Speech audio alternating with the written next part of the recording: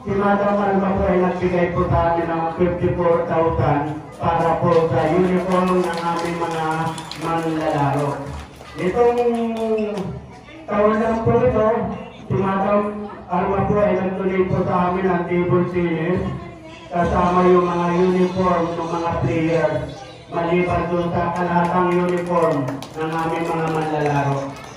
At ganoon din, kung mapapasok niyo po ang aming paaralan ngayon, ay maganda na po yung aming drainage system doon.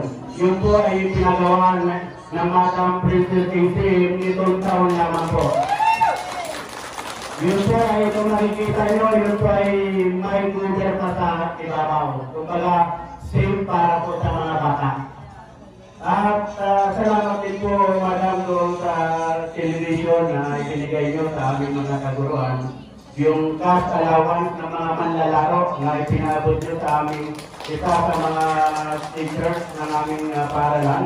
Ganun din po, itong katatapos lamang na regional press conference sa Tagaytay City, nais po namin ipagpasalamat sa inyo yung ipinabot nyo pong tulong.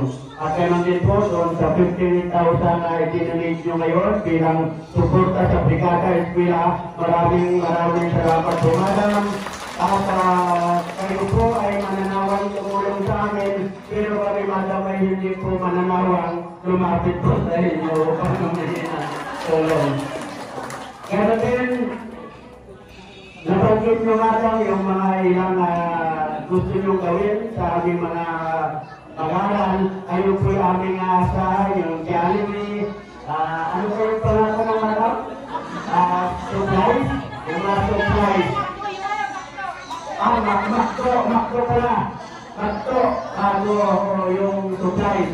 Madam, 100% po na aming mga bata ang naghihintay po ng school supplies. Wala po kaming walang ibang taong nagbigay po ng school supplies, kundi kayo lamang po ang magbibigay sa amin. 100% po yun.